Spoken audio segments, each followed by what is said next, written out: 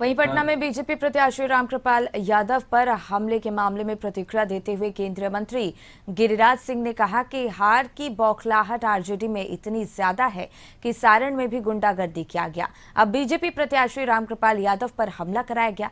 सरकार को सख्त से सख्त कार्रवाई करनी चाहिए और रामकृपाल यादव की सुरक्षा भी बढ़ानी चाहिए।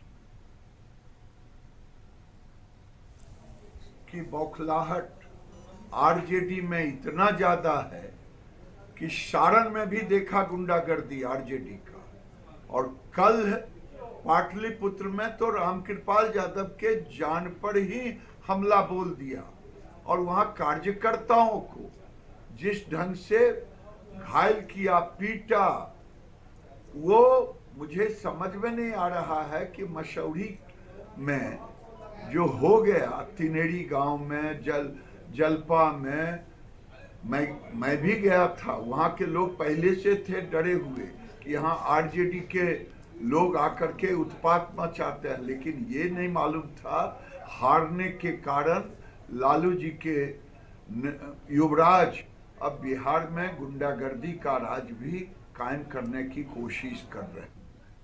बिहार कांग्रेस ने लोकसभा चुनाव के तमाम एग्जिट पोल को नकार दिया है। कांग्रेस नेता प्रेमचंद्र मिश्रा ने कहा कि उनकी पार्टी को जनता पर भरोसा है। तो जब भी आता है इसी टाइप की रिपोर्ट्स आती है, कांग्रेस के पक्ष में कभी आता नहीं। सभी चैनल के प्राय एग्जिट पोल को हम लोगों ने देखा है।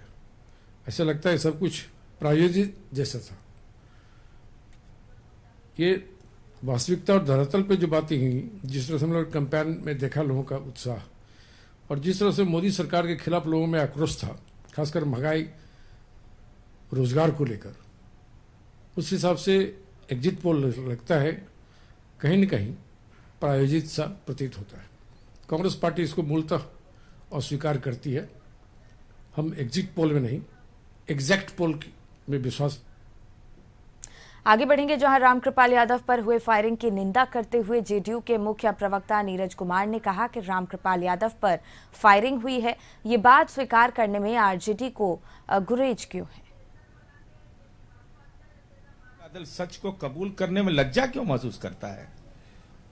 इनके दल की विधायिका रेखा देवी ने वहां पर उपद्रव करने की कोशिश की,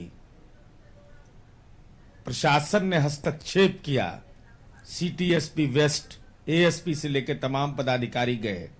शाम में माननीय रामकृपाल यादव जी वहां गए और तिनेरी के बगल में जमालपुर जाने के रास्ते के क्रम में उन पर गोलियां चलाई गई।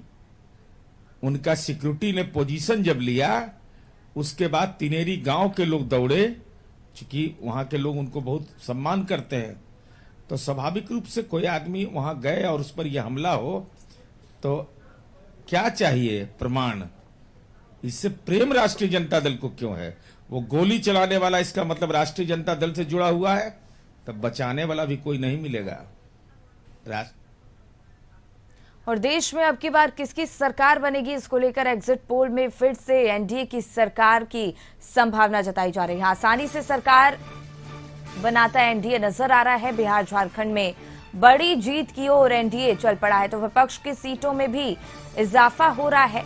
एग्जिट पोल में फिर से एनडीए की सरकार बनती नजर आ रही है।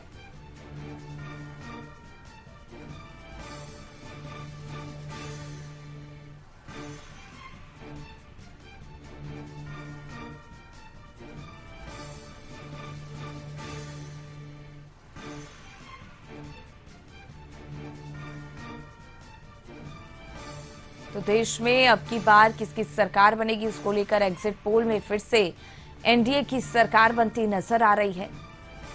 आपको बता दें कि एनडीए आसानी से सरकार बनाता दिख रहा है। तो बिहार और झारखंड में भी बड़ी जीत की ओर एनडीए बढ़ रहा है और विपक्ष की अगर बात की जाए तो सीटों में भी इजाफा हो रहा है।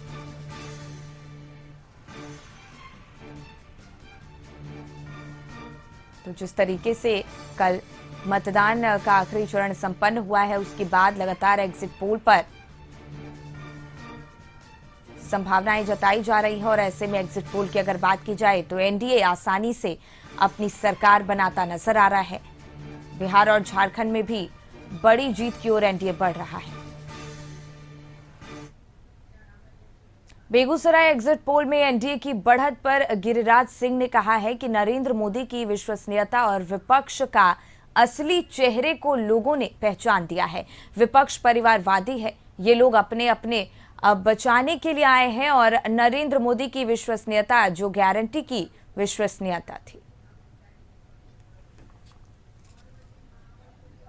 देश का दुर्भाग्य है आज जो भ्रष्टाचार में जेल जा रहा हो,